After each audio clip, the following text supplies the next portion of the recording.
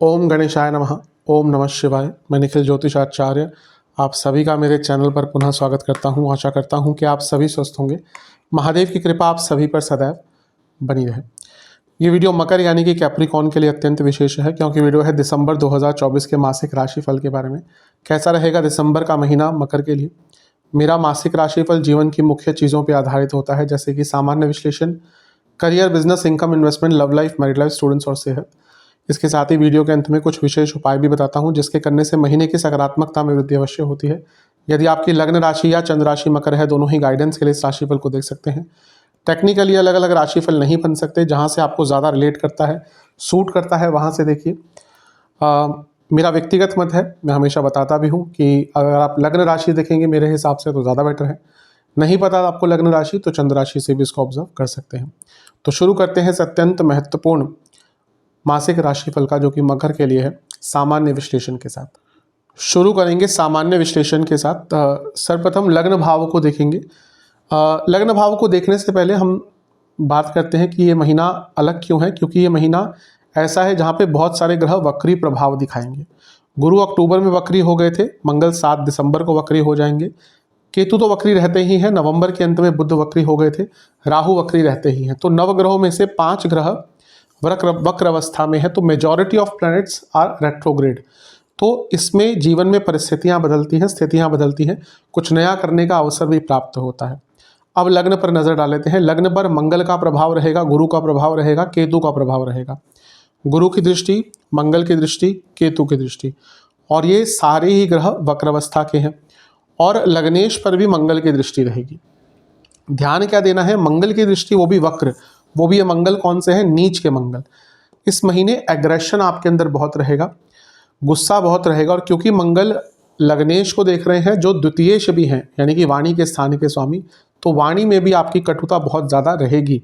तो थोड़ा सा ध्यान दीजिएगा, क्योंकि वाणी की कड़वाहट के कारण कभी कभी पर्सनल लाइफ हो या प्रोफेशनल लाइफ हो, दोनों में ही प्रॉब्लम्स आ सकती हैं। गुरु की दृष्टि रहेगी। गुरु आपके 12वें घर के स्वामी हैं, वक्र अवस्था के हैं, तो अचानक से थोड़े खर्चे बढ़ सकते हैं। लेकिन तीसरे घर का स्वामित्व भी गुरु लिए हैं और पंचम भाव में बैठे हैं। क्रिएटिविटी और बहुत ही ज़्यादा उत्साह, ये दोनों भी आपके जीवन में बने रहेंगे, और इन दोनों के दम पर आप अपने जीवन में आगे भी बढ़ सकते हैं। केतु और गुरु दोनों का प्रभाव रहेगा, अभी लंबे समय तक रहेगा, और अभी गुरु भी वक्री हो चुके हैं, तो आत्ममंथन का समय देंगे, पुरानी बातों को सोचने का समय देंगे, पुरानी बातों से कुछ सीखने का समय देंगे। मंगल का प्रभाव रहेगा। मंगल नीच के हैं, नीच अवस्था के हैं, और वक्री भी 7 दिसंबर को हो जाएंगे। मंगल लाभेश हैं और चतुर्थेश हैं। लाभेश होने के नाते कुछ पुराना काम अटक रहा था, कोई पैसा अटक रहा था, तो वापस आ सकता है। और चतुर्थेश होने के नाते जब वो वक्री होंगे तो कुछ प्रॉपर्टी के काम अटक रहे थे, तो वो भी आपके पूर्ण हो सकते हैं। अब मंगल वक्री हो रहे हैं, तो मैं सबको बोलता हूं कि कुछ टाइम के लिए प्रॉपर्टी आदि ना खरीदें। तो अगर 7 दिसंबर तक या उससे पहले तक प्रॉपर्टी खरीदना चाहते हैं तो ठीक है। उसके बाद कुछ टाइम के लिए, एटलीस्ट 2-3 हफ्ते के लिए प्रॉपर्टी आदि ना ही खरीदें, तो आपके लिए थोड़ा सा एक बेटर चीज़ रहेगी। मैं सबको मना ही करता हूँ कि उस टाइम पे थोड़ा सा अवॉइड करें 2-3 हफ्ते तक। शुक्र लग्न भाव में आ जाएंगे 2 तारीख को, तो शुक्र का प्रभाव लग्न पर होगा ही। और शुक्र योग कारक ग्रह है। ये बहुत अच्छी चीज़ है कि योग कारक ग्रह लग्न में आ रहा है, और ऑलमोस्ट महीने के अंत तक रहेंगे, 28-29 तारीख तक। तो ये महीना ऐसा है जहाँ पर आपके कई काम बनना शुरू हो जाएंगे। 10वें घर के स्वामी लग्न में आ रहे हैं, और सप्तम भाव को देख रहे हैं, जहाँ पर मंगल बैठे हैं, जो लाभ स्थान के स्वामी, चतुर्थ भाव के स्वामी हैं। चतुर्थ भाव 10वें से सप्तम है, और 7वां भाव 10वें से 10वां भाव है। ये थोड़ा बहुत प्रमोशन के योग आपके लिए बना रहा है। जो लोग जॉब करते हैं, शुक्र के गोचर के बाद प्रमोशन के योग उनके बन जाते हैं। शुक्र आपके पंचमेश भी है, तो ये लक्ष्मी स्थान के स्वामी हैं और लक्ष्मी कारक ग्रह हैं। और लक्ष्मी स्थान, लक्ष्मी कारक दोनों ही अगर लग्न में हैं, और वो आपके योग कारक भी हैं, तो धन की प्राप्ति भी होगी, और आपकी क्रिएटिविटी भी बहुत रहेगी। शुक्र का लग्न में आना कुंडली के कई दोषों को खत्म करता है। मैं ये चीज़ बहुत बार बता चुका हूँ कि बृहस्पति और शुक्र, इनमें से एक भी अगर आपकी कुंडली में है, नेटल कुंडली में, अपने आप को लकी समझिए, क्योंकि ये 2 ग्रह ऐसे हैं, शास्त्र कहते हैं कि जो कुंडली के कई दोषों को खत्म कर देते हैं। तो उनका लग्न में गोचर भी एक प्रकार से अच्छा प्रभाव देता है कि जो बाकी थोड़ी ग्रहों की स्थिति है, शुक्र इससे आपके जीवन को बचा सकते हैं। खर्चे थोड़े बढ़ेंगे। शुक्र जब भी लग्न में आते हैं तो खर्चे बढ़ते हैं, और वक्री 12वें घर के स्वामी भी लग्न को देख रहे हैं तो खर्चे इस महीने आपके बढ़ेंगे ही, उसके लिए तैयार रहिएगा।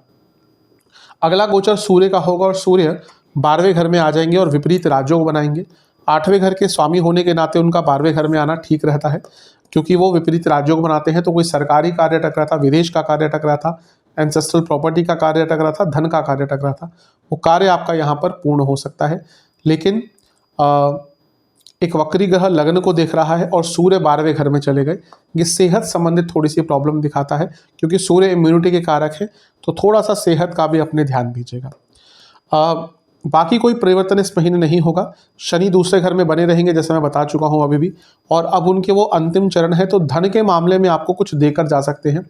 अगर हम देखें तो लाभेश मंगल धनेश शनि को देख रहे हैं और वक्र अवस्था में है, तो थोड़ा सा अलग कुछ कर कर, थोड़ा सा ज़्यादा एक्टिव होकर, थोड़ा अनऑर्थोडॉक्स होकर कुछ बड़ा धन कमाया जा सकता है इस महीने, तो इस पर विचार करेंगे तो आपके लिए अच्छा है। ओवरऑल सब कुछ ठीक है, लेकिन वाणी पर नियंत्रण, गुस्से पर नियंत्रण इस महीने अवश्य ही आपको करना पड़ेगा। विशेष प्रेडिक्शन, आत्ममंथन का महीना है। कई उत्तर जो आप ढूंढ रहे हैं आपको अपने अंतर्मन में ही मिल जाएंगे। अपनी वैल्यू करना सीखिए, और सबसे इम्पॉर्टेंट चीज़ है कि आप एक लीडर हैं, एक बॉर्न लीडर हैं, तो एक लीडर बन के उभरने के काम कीजिए। लोगों से ज़्यादा इन्फ्लुएंस इस महीने मत होइएगा। कई बार भाग्य का साथ मिलेगा। आपको अपनी सत्यता लोगों के सामने रखनी है, अपने पॉइंट ऑफ व्यू लोगों के सामने रखने हैं। नहीं रख पाए तो लोग गलत समझेंगे आपको। अपनी ऊर्जा को सही डायरेक्शन में लगाइएगा। धन प्राप्ति के बहुत अच्छे योग हैं, लेकिन पुरानी चीज़ों से निकलना पड़ेगा। आत्ममंथन तो होगा ही, लेकिन कभी कभी व्यक्ति पुरानी चीज़ों में बहुत ज़्यादा लिप्त हो जाता है, उसके कारण प्रेजेंट को अपने ख़राब करता है। अपने मन को प्यूरिफाई करके, साफ करके आगे बढ़ेंगे तो एक क्लैरिटी हो जाएगी कि कहाँ जाना है, और उससे आने वाले रास्ते बहुत क्लियर हो जाएंगे आपके। तो ओवरऑल इन सारी ही चीज़ों पर ध्यान देने की आवश्यकता है। चलते हैं करियर की तरफ। जहाँ तक जॉब की बात है, ये महीना ठीक है, बुरा तो नहीं कहूँगा। सबसे अच्छी चीज़ ये है कि 10वें घर के स्वामी लग्न में आ जाएंगे। शुक्र की बात कर रहे हैं, 2 तारीख को ये होगा। अपने आप में ये राजयोग बन रहा है, तो 10वें भाव का स्वामी स्ट्रांग है, अच्छी चीज़ है, इसमें कोई बुराई नहीं है। ध्यान क्या देना है कि मंगल वक्री हो जाएंगे, और वक्री मंगल 10वें घर को देखेंगे, करियर का भाव, और 10वें घर के स्वामी को देखेंगे, शुक्र को। अब यहाँ पे जैसे ही 10वें घर के स्वामी शुक्र लग्न में आए और सप्तम को देखा, ये प्रमोशन का योग बन जाता है। लेकिन ध्यान ये देना पड़ेगा कि मंगल वक्री हो जाएंगे 7 तारीख को, तो उससे क्या होगा ना, कुछ गड़बड़ आपसे भी हो सकती है, कुछ गलतियाँ हो सकती हैं, गुस्सा बहुत रहेगा, और या तो कोई आपकी इमेज खराब करने की कोशिश करेगा, या फिर आपसे ही कुछ ऐसा हो जाएगा कि हाथ आती प्रमोशन हाथ से निकल सकती है। तो बहुत अटेंटिव रहना है, बहुत केयरफुल रहना है, आराम से बातचीत करनी है। और सबसे इम्पॉर्टेंट चीज़ ये है कि जितनी अपने कार्य कुशलता पर ध्यान देंगे, अपने जीवन में सरलता पर ध्यान देंगे, उतना ही आपके लिए महीना अच्छा रहेगा। जितना ये नहीं कर पाए, जितना चीज़ों को आपने इम्पल्सिवली किया, जितना ही चीज़ों को आपने गुस्से से किया, जितना ही चीज़ों को आपने बिना सोचे समझे किया, उतना ही आपके कार्य क्षेत्र में प्रॉब्लम बढ़ती रहेगी। तो महीना बुरा नहीं है, लेकिन मंगल के कारण थोड़ी सी प्रॉब्लम अवश्य यहाँ पे आ सकती है।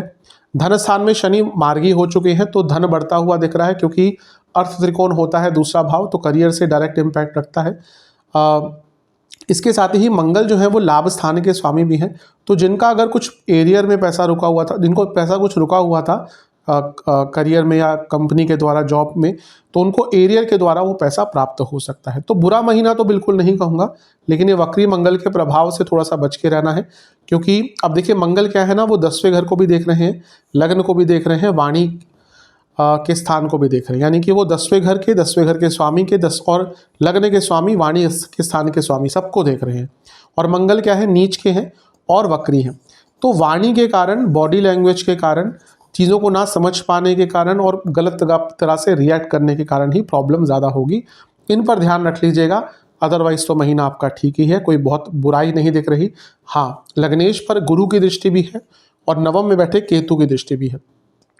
बॉसेस से थोड़ा सा आराम से बातचीत कीजिएगा। कभी कभी क्या होता है, देखिए बॉस तो बॉस है आपका। अब कभी कभी आपने मजाक में कोई चीज़ बोल दी, भले आपके ये संबंध कैसे हैं, लेकिन एज अ बॉस उनको वो चीज़ बुरी लग सकती है।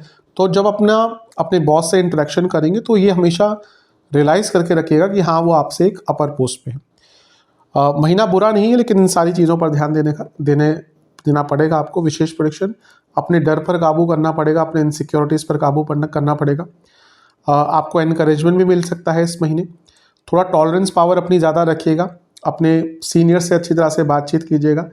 धन बढ़ेगा इस महीने कार्य क्षेत्र में, उसमें कोई डाउट नहीं है, लेकिन डिवोशन से काम करना है।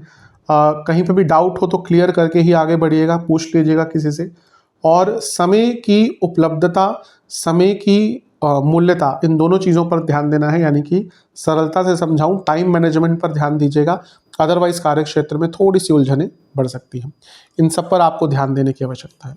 चलते हैं बिजनेस की तरफ। जहाँ तक बिजनेस की बात है, महीना ये ठीक है, बुरा नहीं कहूँगा। सबसे पहले शुक्र की बात करते हैं। शुक्र का गोचर होगा तो वो आपके लग्न भाव में आ जाएंगे 2 तारीख को, और वो सप्तम भाव को देखेंगे। सप्तम भाव बिजनेस का होता है।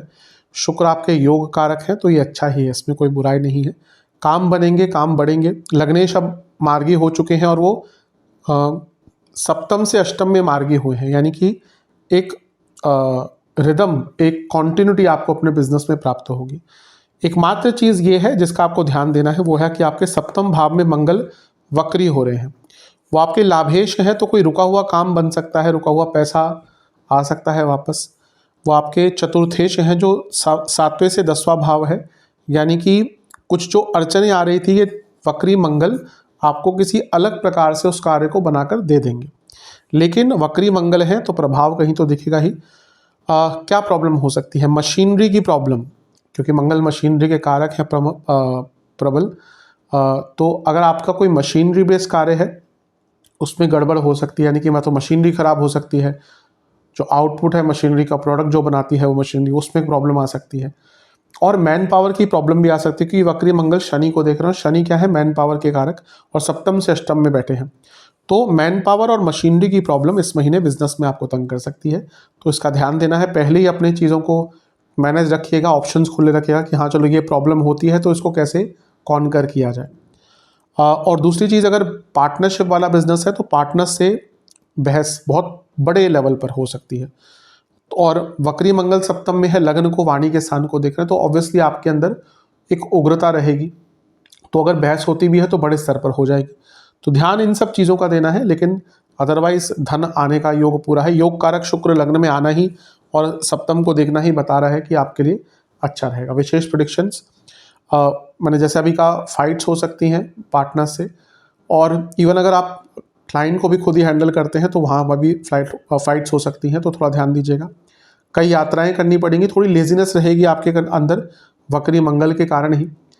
हर चीज़ को कंट्रोल में रखिएगा। खर्चों पर भी कंट्रोल बहुत करना है, पेशेंस बहुत दिखाना है। एक प्रकार से एक नया रूप आपको अगर अपने बिजनेस को देना है तो समय अच्छा है, लेकिन उसको बैठकर सबको साथ में प्लान करना पड़ेगा। विश्वास जगाइएगा अपने बिजनेस में, अपने ऊपर, और अपने पार्टनर्स के साथ भी थोड़ी कम्युनिकेशन बेटर रखिए, ताकि एक विश्वास एक दूसरे में उत्पन्न हो या बढ़े। चीज़ें थोड़ी सी मंद गति से चलेंगी इस महीने, इसलिए अपने आप को पहले ही प्रिपेयर्ड रखेंगे तो बहुत अच्छा होगा।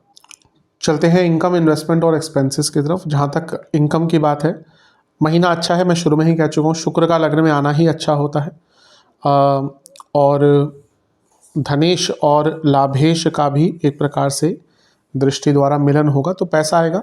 लेकिन जैसा मैं कहता आया हूँ कि मंदता दिखती है जब वक्री ग्रह होते हैं, तो पैसे का जो एक जो गति है आने की, उसमें थोड़ी सी स्लोनेस रहेगी। इन्वेस्टमेंट की बात करें, शुरुआती 10 दिन ठीक हैं, बीच के 10 दिन अगर कुछ बदलाव लाना चाहते हैं, कुछ नई इन्वेस्टमेंट्स तलाशना चाहते हैं, महीने का मध्य भाग अच्छा है। अंतिम 10 दिन तो बहुत शुभ है इन्वेस्टमेंट के लिए। खर्चों की बात करें, मैंने शुरू में ही इंडिकेशन दिया था, वक्री 12वें घर का प्रभाव रहेगा लग्न पर, और शुक्र लग्न में आते हैं तो महंगी चीज़ें खरीदी जाती हैं।